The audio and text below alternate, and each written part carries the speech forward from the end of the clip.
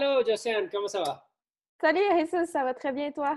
Ah, ça va très, très bien. J'ai vraiment hâte de découvrir ton parcours, puis aller un peu plus tu sais, au-delà de ce que je connais déjà. Et merci d'être là pour notre émission de A Day in the Life of an Agility Enabler. Comment vas-tu? Ben, je vais très bien. Merci à toi pour l'invitation. Très excitant comme projet. C'est très cool. J'ai déjà écouté quelques émissions, alors je suis vraiment flattée que tu m'aies demandé de faire partie de ta liste de personnes interviewées. C'est très cool comme projet. Ah, ben, merci. Alors, ben, c'est toi qui nous flatte. En fait, moi, j'en fais ça que pour égoïsme pur. J'apprends beaucoup de chacun d'entre vous. Et c'est trippant d'avoir tu sais, un souvenir ensemble, en Oui. plus en vidéo. On peut revenir en arrière puis c'est bon, se rappeler du moment. C'est le fun. Donc, sans tarder, Josiane, ton parcours est très intéressant et j'aimerais que tu nous partages plus ou moins comment tu es devenu les facilitateurs de l'agilité que tu es aujourd'hui. Tu peux nous raconter un peu, pas ton CV, mais plutôt tu sais, les éléments Mhm. marquants pour toi. Oui. Ben, ça a commencé il y a quelques années. Puis d'ailleurs, tu as quand même été un élément important de de ce parcours-là. Pour te rafraîchir la mémoire, Jesus, c'est ça. Donc, moi, j'ai travaillé en marketing en fait, presque toute ma carrière. Puis encore aujourd'hui, la plupart des groupes que j'aide sont des agences de marketing, de communication ou des départements de marketing. C'est ça, donc moi, j'étais vraiment en gestion de projet pour par la suite transférer plus en gestion des opérations. Toujours dans le milieu du marketing, des agences de marketing et tout. Alors, puis c'est vraiment au niveau des opérations quand on a dû travailler sur l'optimisation des opérations, la capacité des différentes équipes à travailler ensemble, briser les silos, puis essayer de développer des environnements où les gens allaient être capables de collaborer ensemble, avoir un environnement où ils sont à l'aise, où ils se sentent en confiance, où ils sont capables de trouver de la valeur dans ce qu'ils vont faire, d'avoir de l'alignement. C'est en alignant ces différentes équipes-là que je me suis rendu compte à quel point l'agilité pouvait être quelque chose d'important dans le processus. Parce qu'au niveau du marketing, on a plusieurs réflexes d'organiser les choses avec beaucoup de procédures, des outils de gestion de projet. Mais est-ce que c'est toujours la meilleure approche? Est-ce qu'on peut essayer de plus se parler, de mieux se comprendre, d'avoir des meilleurs réflexes de transmission d'informations, de connaissances? Fait que vraiment, tu sais, mon parcours, ça a été travailler en marketing, communication, gestion de projet, gestion de compte, après ça, gestion des opérations. Puis à l'intérieur de la gestion des opérations, c'est là où on s'est rencontrés quand j'étais aux opérations pour une agence de marketing en croissance. C'est quand j'ai décidé de quitter cet endroit-là, après avoir vraiment comme plus apprivoisé l'agilité, que j'ai décidé de vraiment focuser sur qu'est-ce qui était le plus pertinent, qu'est-ce qui me correspondait le plus, qu'est-ce que j'avais vraiment envie de faire. Puis c'est là où j'ai essayé de merger un peu mes deux passions. L'humain, essayer de faire ressortir tout ce qu'il y avait de meilleur des humains, puis dans le fond, le besoin que je pouvais ressentir dans les différentes équipes marketing qui, eux, ont peut-être moins connaissance de l'agilité que, par exemple, des équipes de TI, de développement ou d'autres types d'organisations. Ah oui. Fait que je suis un peu coupable de ça. Ouais, c'est ça, t'es un peu coupable, beaucoup. Est-ce que c'est bon coupable ou c'est n'importe Oui, oui, oui. Ça quoi? devrait plutôt dire grâce à plutôt que coupable. Bon, mais ben, tu vois, tu sais, j'apprends ça. Je le soupçonnais, mais Oui. c'est bien ça. Mais merci de partage, Josiane. Puis, qu'est-ce qui t'attire? Tu as mentionné l'humain. Mhm. Tu as mentionné aussi ton autre passion, qui c'est le travail en agence, tout ça, Mhm. les marketing, si j'ai bien compris. qu'est-ce qui t'attire de combiner ça Mhm. et, en tant que personne, puis les mettre en valeur? Ben, ce qui m'attire, c'est vraiment le fait de pouvoir aider justement des individus et des groupes d'individus à devenir plus que la somme de leurs talents. Mmh. D'essayer d'aller plus loin, puis de comprendre à quel point les relations interpersonnelles, la capacité de communication, c'est vraiment important sur la performance. Puis c'est aussi des environnements dans lesquels la performance est très prisée, mais souvent on a une définition de la performance qui peut être, à mon sens, pervertie avec le temps, donc la performance individuelle plutôt que la performance de groupe. OK. Puis il y a beaucoup de choses qui peuvent être faites pour essayer d'aller chercher ça parce que les gens, tu le sens au fond d'eux, ils ont envie d'être une équipe, ils ont envie d'être plus qu'un groupe de personnes. Fait que Ah comment oui? est-ce qu'on fait Ah pour oui? aller plus loin, pour devenir vraiment une équipe? Puis qu'est-ce que ça veut dire? Comment est-ce qu'on fait pour s'entraider? Puis c'est ça, ben, ce qui me passionne vraiment, c'est cet aspect-là pour développer ça, développer la communication, rendre des choses plus visibles, essayer que les gens saisissent les opportunités pour collaborer, pour s'entraider, puis avoir au final un résultat qui est beaucoup plus intéressant que si tout le monde avait travaillé en silo, puis avait mis ses portions de travail, un au bout, un à côté de l'autre pour se Mmh. rendre jusqu'à la fin. Fait que comment est-ce qu'on fait pour rendre les choses plus intéressantes, puis aussi minimiser le risque, parce que souvent, on prend beaucoup de risques en marketing en attendant à la fin complètement d'un projet avant de présenter. Fait comment est-ce qu'on fait pour avoir encore plus d'impact positif en diminuant le risque, mais en livrant de la valeur comme plus souvent? Puis Ah! souvent, ça nécessite de revoir beaucoup de façons de faire, de façons de penser. Mmh. Puis c'est super intéressant de travailler là-dessus, puis d'aider les gens à y penser, à OK. voir comment est-ce qu'ils peuvent faire ça, trouver sans dénaturer la façon dont ils travaillent, voir aussi des changements progressifs pour pas trop faire peur parce que c'est quand même un milieu où les choses bougent beaucoup sur plusieurs aspects. Fait que comment est-ce qu'on fait pour pas venir défaire des bases trop rapidement non plus, puis créer de la confusion. Fait que pour que les gens se sentent en confiance à travers ce processus-là. Wow, mais c'est beau. Puis, en plus, c'est un domaine où les pratiques agiles ne sont pas, je vais dire, de ce que je connais ici à Montréal, c'est comme très, OK, on n'exploite pas ça naturellement, si je Mhm. comprends bien. C'est Ouais. bien ça? Ben, j'ai l'impression qu'on va souvent tomber dans des mécanismes de choses qu'on a déjà vues, puis que le transfert, alors que c'est très applicable, le transfert se fait moins naturellement parce qu'on ne sait pas nécessairement comment le faire, ou on va prendre les coquilles des rituels, par exemple, tu sais, du Scrum, mais on n'ira pas plus loin dans ce que ça veut vraiment dire pour changer la vraie façon dont on va faire les choses.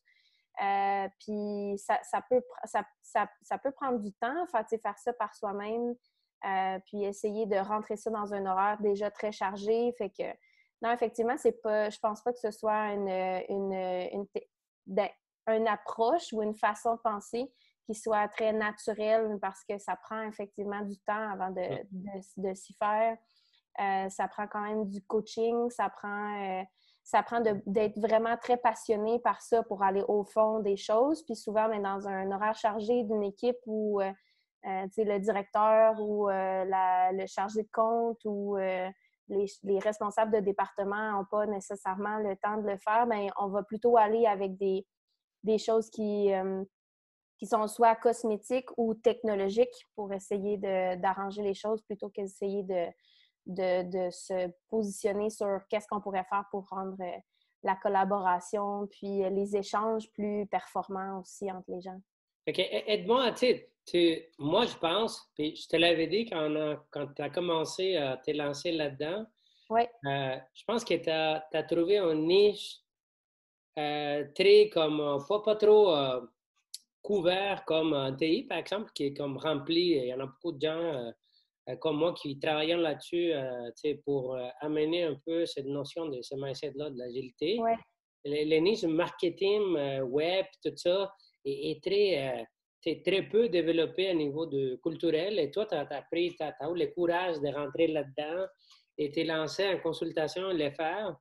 Et je me demande, quels sont les défis que tu as rencontrés à date pour, en tant que personne Oui. et professionnellement parlant, quels sont les défis quotidiens que tu vis pour faire ton travail, en fait? Ben c'est énormément d'adaptation, puis c'est souvent d'essayer de faire des parallèles entre les deux mondes pour s'assurer que les gens perçoivent bien la valeur, parce que souvent, ça sort un peu de nulle part pour eux, ou c'est plus complexe, puis c'est un nouveau jargon, puis c'est plein de choses. Fait que d'essayer de se sortir de ça, mais plutôt d'être dans accomplir des objectifs, des choses, puis Ouais. d'essayer de faire des parallèles entre leur réalité, d'être respectueux aussi de la vitesse à laquelle ils peuvent aller, du fait que la plupart du temps, c'est pas des contrats à temps plein, ce qui fait qu'il faut étaler les choses Hmm. sur C'est plus pour toi. longtemps. C'est des Ouais, pour contrats à moi, temps plein c'est des, pour aider. Ouais. c'est des contrats à temps partiel, c'est ça. Fait Mhm. qu'il faut. Fait que c'est pas une incursion vraiment dans une équipe. Puis souvent, c'est de les rendre le plus autonomes possible, le plus rapidement possible, considérant les contraintes de temps, la pression aussi qu'il peut y avoir dans ce type d'environnement-là où les gens, tu sais, ils ont beaucoup de développement des affaires à faire, ils ont beaucoup de pitch, beaucoup de présentations clients. Puis où les choses vont vite, peuvent changer vite, le changement de priorité aussi qui peut arriver vraiment rapidement. Fait que d'essayer de développer des mécanismes, oui, à l'intérieur des équipes, mais aussi dans leur environnement, considérant que l'environnement est très changeant, que les tendances changent aussi assez rapidement. Puis d'être conscient de cet environnement-là. Fait que c'est sûr que les défis au quotidien, c'est vraiment la traduction d'un monde peut-être à l'autre. C'est beaucoup d'adaptation par rapport aux objectifs plutôt que par rapport à des cadres spécifiques. Mhm. Fait que ça, c'est sûr que c'est très important. Puis d'être respectueux de ce qui va être possible de faire ou pas. Puis plutôt de focusser sur les fondements plutôt que les cadres en soi. Fait que y aller par objectif, y aller par de la sensibilisation, y aller par démontrer la valeur de travailler en équipe plutôt que seul, la valeur de la clarté des communications, de la transparence, puis de travailler avec ces éléments-là, puis essayer aussi de faire voir rapidement de la progression. Et souvent, il y a cette notion-là qui est assez contradictoire avec le fait que c'est pas nécessairement à temps plein, il faut réévaluer les Oui, hein. options sur le temps, mais on veut avoir des résultats rapidement parce que c'est des environnements qui bougent très vite. Fait que Oui, c'est comment une performance base. Oui, ça produit de l'argent à chaque jour, à chaque moment. Là. Fait qu'il y a comme cette dichotomie-là, puis ces deux environnements-là qui s'entrechoquent. Fait que d'essayer d'être le plus conscient, le plus conscient possible de cette réalité-là, puis d'être un support pour les aider à être le plus autonome rapidement possible, parce que c'est aussi des environnements où les gens veulent être très autonomes. Mm. C'est ça. Fait qu'il y a il y a tous ces challenges-là, en fait, qui peuvent Wow. arriver en même temps. Mais c'est super intéressant parce que ben, chaque situation est vraiment différente. Le Mm. niveau aussi est très différent de compréhension. Fait que d'essayer d'être présente de la bonne façon avec les bonnes personnes, considérant que je peux avoir plusieurs clients à la fois. Fait que c'est sûr que c'est ça les challenges. Wow. Et qu'est-ce qui t'attire de tout ça? Ça a l'air compliqué. Ben, c'est pas si compliqué que ça, finalement, mais ce qui m'attire, c'est que ben, je trouve que c'est très valorisant à la fin de la journée de se rendre compte qu'il y a des gens qui se sentent mieux dans leur travail, qui se sentent plus en confiance, qui réalisent des choses de façon différente, où l'équipe peut vraiment prendre place, se solidifier. Quand des vraies discussions peuvent avoir lieu entre différentes personnes, alors qu'avant, ben, soit on évitait les conflits, ou soit on en avait trop et était peu constructif. De voir ce genre de changement-là, c'est vraiment... je laisse tous les honneurs à l'équipe de l'avoir fait, mais ça me fait du bien de voir ce type de progression-là puis de pouvoir être active dans tout ça. Oui, ce qui me passionne puis qui me rend heureuse de faire ça, c'est aussi la rapidité, tu sais, des choses parce Hmm. qu'effectivement, j'aime être très stimulée, Le apprendre changement, rapidement. peut-être pas la diversité. Ouais, ben c'est sûr aussi que j'ai quand même un biais professionnel, là, avoir travaillé en agence puis gérer plusieurs comptes à la fois, des clients qui sont très différents aussi d'un compte à l'autre, avoir été en publicité puis en marketing pendant plusieurs années, j'ai besoin d'énormément de stimulation pour me sentir bien dans mon travail. Fait que c'est sûr que là, j'ai comme trouvé le meilleur des deux mondes, là, on dirait, en plus de pouvoir travailler de la maison maintenant, puis Oui, hein? de pouvoir choisir, en fait, les équipes avec qui je vais travailler, la diversité, tout ça. Fait que ça, moi, je suis vraiment contente. Puis qu'est-ce que. Écoute, je trouve ça super riche d'aborder des perspectives qu'on n'amène pas souvent. C'était plusieurs clients avec une vitesse dans un assez fulgurant. Mhm, En plus de ça, des mandats en temps partiel pour des gens qui ne connaissent pas, qui ne maîtrisent pas les jargons. mhm. Et en plus, avec une culture très orientée avec ce qu'on connaît déjà qui fonctionne versus de nouvelles pratiques, et c'est un peu ça ce qui est à mettre. Ouais, Et ouais, aussi les composants humains dans un environnement très focusé argent. ouais. Et, wow. Puis là, dis-moi, Josiane, quelle valeur à Josiane? C'est tu peux, sont reflétés dans ce que tu fais quand tu es en train d'aider en Mhm. organisation et des gens qui font partie d'un groupe de marketing, etc. Qu'est-ce qui, qu'est-ce qui, qu'est-ce que tu pratiques à chaque jour qui te fait comme, ah, c'est ça, parce que voici mes valeurs, tout ça. Ouais. Mais c'est sûr que dans mes valeurs profondes, c'est sûr qu'il y a le respect, tu sais, le grand respect tu sais, des gens, d'essayer de faire ressortir le meilleur d'eux-mêmes, d'être dans des environnements qui permettent aux gens de pouvoir, tu sais, plus s'épanouir, puis entre eux aussi, tu sais, ils puissent avoir encore plus de respect, encore plus un espace sécuritaire où ils peuvent grandir, s'exprimer, aller plus loin, se sentir vraiment satisfait de leur travail, puis que ça se fasse de façon collaborative dans un endroit où il n'y a pas la performance, oui, mais la performance de groupe, puis que ce ne soit pas une compétition entre les membres des équipes, puis où les gens réussissent aussi à faire comme une distinction peut-être entre le travail qu'ils produisent puis leur valeur en tant qu'individu. C'est que Hmm. des fois, on essaie de faire cette distanciation-là au niveau peut-être de l'ego, si je peux dire, d'essayer de se distancer, puis qu'en fait, de recevoir du feedback qui est constructif sur le travail, ça peut juste nous amener plus loin.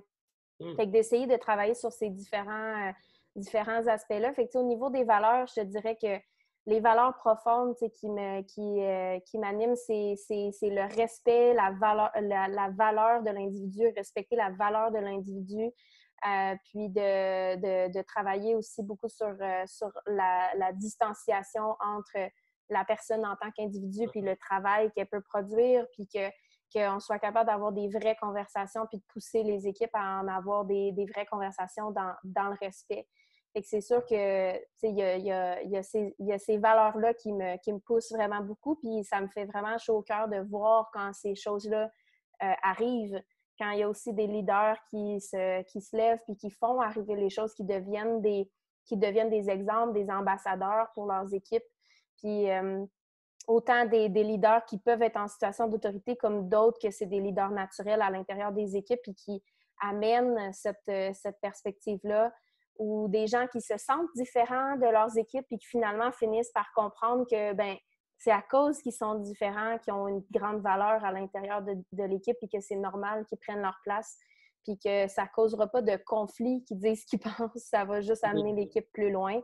Et qu'il y a tous ces aspects-là. Fait que je pense que quand on parle vraiment des valeurs, ben, c'est vraiment le respect, l'engagement envers l'équipe, puis le développement de cette capacité-là à être dans, dans une unité où c'est correct d'être soi-même, puis que c'est accepté, puis qu'on comprend bien qu'est-ce que l'autre personne apporte dans l'équipe, puis qu'on respecte la spécialisation. Parce que c'est sûr aussi que comprendre la spécialisation des gens à l'intérieur d'une équipe, des fois, ça peut être complexe parce qu'on ne réalise pas nécessairement toute la complexité derrière la tâche de certaines personnes où on a l'impression que c'est plus simple que ce l'est, mais de vraiment venir tabler sur les forces de chacune des personnes, autant des forces individuelles que plus techniques, que ça a beaucoup de valeur pour une équipe pour devenir hautement performante. Puis je pense qu'en marketing, il y a beaucoup de gens qui souhaitent être hautement performants, puis qu'on ne réalise pas nécessairement à quel point l'équipe, puis devenir une vraie équipe et plus pas un groupe de personnes peut avoir un impact important sur notre satisfaction au travail puis la réalisation qu'on est capable de faire. Fait que finalement, tu me lances des pépites d'or, là. Moi, ce que j'entends, c'est que ton travail, les valeurs que tu vois, ça peut s'établir comme un rend l'être humain meilleur. Oui. Hmm. Oui, c'est philosophique un peu tout ça, mais oui. Oui, mais quand même, Mais oui. c'est comme, tu parlais de respect, Ouais. respect de soi, se valoriser en tant qu'être humain, faire une différence entre, ça c'est le travail, ça c'est moi, comment je me développe moi, comment je me fais confiance en moi, et comment je m'engage à travailler avec un groupe pour s'épanouir ensemble, comme développer la personne en fait. Oui, c'est ça, parce que je pense qu'effectivement, à l'intérieur du groupe, chaque personne doit avoir l'occasion de pouvoir devenir la meilleure version de soi-même, puis que ce soit bien reçu par le reste de l'équipe. Fait que il faut que tout le monde soit dans ce mindset-là aussi, puis qu'il soit apte à le faire. Et c'est sûr que ça prend beaucoup de temps, ça peut ne pas se voir tout le temps, ça varie un peu dans le temps, mais tu sais, tout le monde est un peu... on est tous des humains aussi, il y a des périodes, des saisons où c'est plus difficile, puis... Mais de voir des progressions comme ça, de voir des gens qui s'engagent en tant qu'équipe à faire de l'amélioration continue, d'accepter qu'ils sont leurs meilleurs assets en tant que groupe pour réaliser leur mission puis ce qu'ils veulent faire ensemble. Fait que de réaliser aussi qu'entretenir ce asset-là, c'est nécessaire dans la capacité à accomplir ce qu'on a comme projet en tant qu'équipe. C'est comme faire du jardinage, en fait. Oui, c'est ça. Les gens comme sont, on peut, je ne vais pas comparer une personne avec une fleur, mais imaginons que quand tu parles d'entretenir, c'est aussi de garder la fleur avec, il est bien alimenté, il y en a la bonne dose d'eau, il est dans les bons soils, il est bien rempli avec les fleurs qui correspondent et qui vont profiter pour créer un bon jardin. C'est un peu ça? Oui, puis on dirait qu'il y a aussi ça, puis tout ce que tu viens de dire là, c'est d'entretenir des choses, mais entretenir les bonnes choses. Puis avoir les bons ingrédients pour ajouter. Puis souvent, mais des fois, on va avoir tendance à vouloir jardiner les mauvaises choses. Jardiner plus d'heures par semaine. Jardiner avec plus d'engrais toxiques. Ouais, mais au final, c'est quoi l'objectif de chacune des choses qu'on est en train de faire? Puis les grandes choses, les grandes valeurs qu'on se dit qu'on a, on les voit comment dans nos opérations quotidiennes? Wow. Dans les rituels qu'on a, dans les rencontres qu'on a, dans les emails qu'on s'envoie, dans les outils qu'on utilise, on les voit comment, ces valeurs-là? Est-ce que je peux vraiment dire que c'est réel? Fait que, est-ce qu'on a fait l'inventaire des outils qu'on a, autant technologiques que individuels, pour savoir, est-ce que dans ces outils-là, il y a les bons ingrédients pour jardiner, puis est-ce qu'on jardine de la bonne façon? Et d'essayer d'avoir comme une perspective qui est plutôt le focus sur les bonnes choses. J'ai une question pour toi qui m'épique. Vas-y. On parle de faire du jardinage, ça prend... je me demande qu'est-ce que ça te prend à toi pour avoir les bons états d'esprit pour pouvoir être à disposition des jardiniers et Ouais. faire le jardinage pour des autres personnes pour pas t'accrocher aux éléments qui sont pas nécessairement les meilleurs pour le jardin. Mhm. Et deux, quelle sorte de qualité ça te demande à toi de développer pour pouvoir être, avoir l'esprit, Ouais. pouvoir passer à travers ça. Ben, c'est sûr que, tu sais, tout de suite, en entendant ta question, tu sais, moi, je vois deux choses principales. Déjà, tu sais, l'humilité puis le repos. Fait qu'être capable de, être capable d'accepter que tout ne repose pas nécessairement sur mes épaules. L'humilité aussi d'accepter surtout que les gens peuvent faire les choix qu'ils veulent à la fin de la journée, que je n'ai pas toutes les réponses. Puis que la meilleure chose que je puisse être, c'est faire de mon mieux au quotidien, d'être disponible surtout. C'est parce que ce que les gens vont me dire, peut-être qu'au début, ça clash avec ce que moi, je pensais. Mais est-ce que c'est vraiment pas une bonne solution ou est-ce qu'il y a quelque chose quand même de vrai à l'intérieur de ça qui pourrait leur permettre d'être beaucoup plus efficaces parce qu'ils sont à l'aise avec une portion de ça, puis est-ce qu'on peut essayer de travailler sur ces bases-là? Fait que d'être ouverte à beaucoup d'idées, beaucoup de suggestions, ouverte à des réalités qui sont différentes, à des perspectives qui sont différentes, puis ouverte à travailler avec la base qui est là. Wow. Parce qu'on n'est pas obligé d'arriver puis de tout vouloir changer. On peut aussi juste assumer que les gens sont intelligents, ils ont déjà pensé à des choses puis qu'il y a des raisons derrière certaines choses. Fait que d'être vraiment dans l'humilité, le respect de ce qui est sur place puis d'essayer de trouver des solutions collaboratives parce qu'on parle tellement de collaboration en agilité. Puis, ben, comment ça se traduit nous-mêmes dans notre façon d'intégrer un nouveau milieu puis de vouloir les aider. C'est pour qui qu'on essaie de faire ça à la fin de la journée, tu sais. Ah ouais, Josiane, là, je suis au bout de ma chaise. Je m'explique au bout.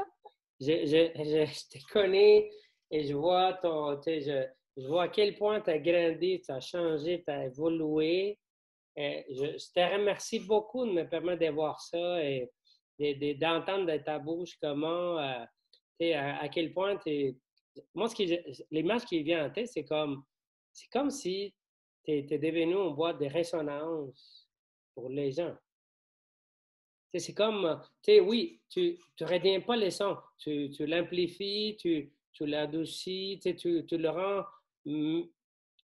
un peu plus au service des gens pour que, mm-hmm. en utilisant ça, mais la caisse de résonance qui était devenue soit pas, vient pas comme polluer les sons. Au contraire, Ouais. ça vient comme l'amplifier ou même servir, ou même les diviser en morceaux pour que les gens puissent comme, Ouais.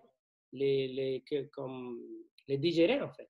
Puis, écoute, ça me fait vraiment plaisir de te voir. Et t'entends ça, ça me fait frisson. Merci. Merci de ces partages-là. Ben là, merci à toi de me poser des questions. Puis pour gérer le temps, il nous reste, je te dirais, comme 5 minutes, Parfait. si c'est correct avec toi. Ben oui. Et à travers tout ça, Josiane, c'est quoi les éléments clés pour que dans ton milieu de travail, ça puisse avancer, en fait? Qu'est-ce qui est à vous qui t'a permis de dire, ah, regarde, ça marche. Oh, regarde cette personne-là. Ah, regarde comment ça grandit, comment il commence à s'épanouir, à se développer. Mm-hmm. Regarde les éléments de collaboration.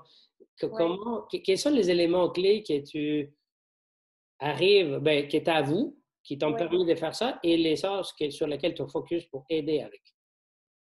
Ben, accepter d'abord que c'est un work in progress, que c'est quelque chose qui va évoluer dans le temps, d'avoir la discipline aussi, tu sais, on parle aussi beaucoup de documentation, mais avoir la discipline de documenter les choses qu'on peut voir, puis d'y revenir pour être en mesure de voir la progression.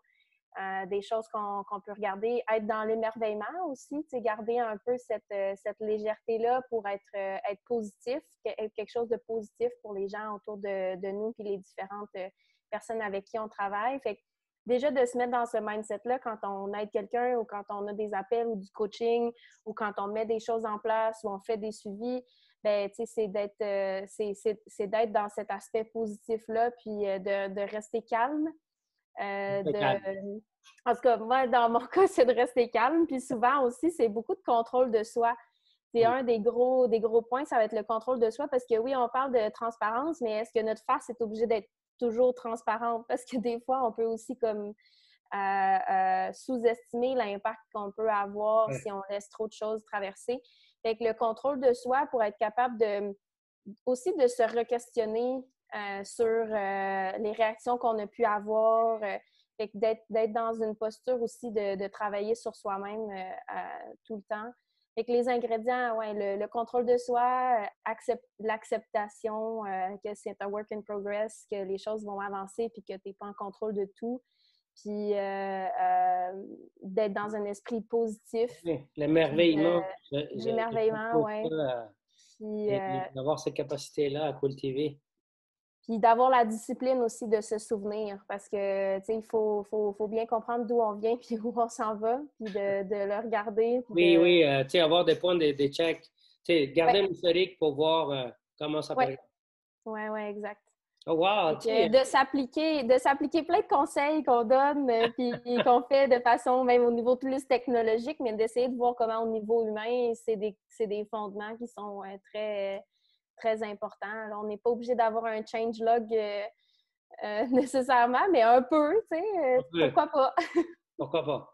Ouais. Puis, écoute, avec l'émerveillement, tu sais, le contrôle de soi et la découverte que tu nous as fait comme traverser aujourd'hui, je voulais te dire merci, Josiane, et de nous montrer un peu tes qualités, pas un peu, beaucoup.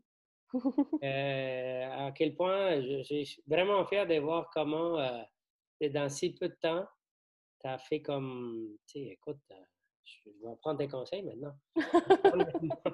Tu m'appelles quand tu veux. Et je ne le dis pas en blague, puis avec sarcasme.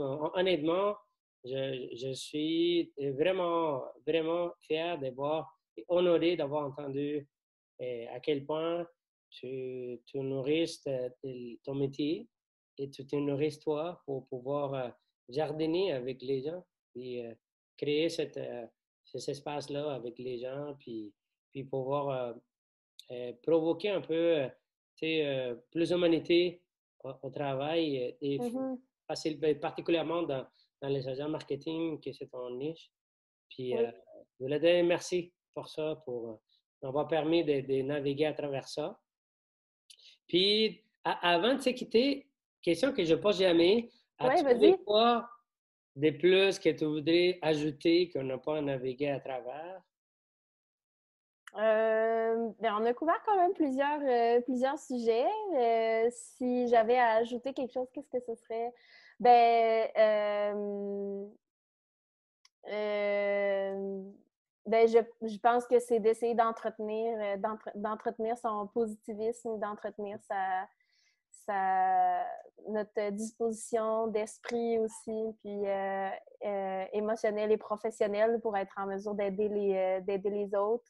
Mais c'est ça, de rester focus à travers le temps, puis de ne pas avoir peur d'utiliser tous nos super pouvoirs, là, dans le sens où on essaie d'aider les gens à être la meilleure version d'eux-mêmes. Ben, il faut aussi travailler là-dessus de notre côté, puis pas sous-estimer tout ce qu'on peut apporter dans une équipe, parce que tout le monde a quelque chose à apporter. Fait que reste à se faire confiance, puis essayer de l'utiliser. C'est pas facile tout le temps. En fait, sûrement jamais. mais au moins, ça vaut la peine de continuer de travailler et d'avancer dans cette direction-là. Mais ça vaut la peine d'avoir du courage puis pas avoir peur de vivre. Mm-hmm. Et avec ces mots-là, Josiane, aurais-tu un mot d'encouragement pour les gens qui regardent cette émission-là et se demandent comment est-ce qu'elle fait, Josiane? je mérite la prochaine Josiane. Je mérite ça, avoir ce truc. Mais je pas, je commence à lâcher. C'est Ouais. difficile de travailler avec des gens qui ont moins d'encouragement pour ces gens-là. Ben, un mot d'encouragement, ce serait peut-être d'essayer de, un peu comme ce qu'on parlait plus tôt, d'essayer de se dissocier dans le fond de sa valeur humaine par rapport à ce peut faire sur le marché du travail, puis ce qu'on peut rencontrer comme difficulté, puis d'essayer de faire ressortir ce qui est vraiment important, puis sur quoi on devrait vraiment agir, puis ce qu'on devrait laisser de côté. Fait que d'avoir le courage de se poser les vraies questions nous-mêmes, de savoir c'est quoi nos objectifs, comment est-ce qu'on peut faire pour y aller. Puis on parle aussi beaucoup de déconstruire le travail, ben, qu'on puisse être capable de se l'appliquer à nous aussi. Si on a un grand objectif, est-ce qu'on peut commencer à défaire un petit peu en plus petits objectifs, puis être doux, puis être avec nous-mêmes, indulgent avec nous-mêmes dans ce parcours-là? Fait que je pense que c'est d'être réaliste aussi avec ce qu'on est capable de mettre en place, l'apprentissage qu'on est capable de faire, mais de ne pas perdre espoir, puis surtout de ne pas se décourager si ça peut mal tourner ou que ça ne tourne pas comme on l'aurait voulu. Bien que en fait, ça nous amène juste plus loin dans notre processus, puis il faut absolument tenir en considération ces downfalls-là qu'on pourrait, au final, pour quelqu'un d'autre, ce serait peut-être même pas le cas. D'essayer de voir qu'est-ce qu'on peut apprendre de ça, puis se relever le plus rapidement possible. Fait que j'aurais tendance à dire, ben, fixer des objectifs, continuer de saisir toutes les opportunités pour que ce soit une opportunité d'apprentissage, être respectueux de soi, puis être indulgent envers soi-même avec le temps. Wow! Avec ces mots-là, écoute, quelle belle façon de finir cette rencontre-là. Je te souhaite bonne continuation avec ta grossesse. Oui, Puis, merci. est-ce que vous savez c'est quoi les sexes? Oui, c'est une petite fille. Ah, cool! Bon, je vais te souhaiter un bon accouchement. Merci. Ça soit le fun. Oui, c'est Et ça. que vous ayez beaucoup de fun à voir grandir votre petite fille. Et merci, Josiane, de ton honnêteté et de ton courage, puis de ton positivisme, puis aussi d'avoir transmis ton émerveillement à travers la caméra. Je suis vraiment honoré de t'avoir parmi nous. Merci. Ben, merci à toi, Jesus. Bye Bye. bye. Bye.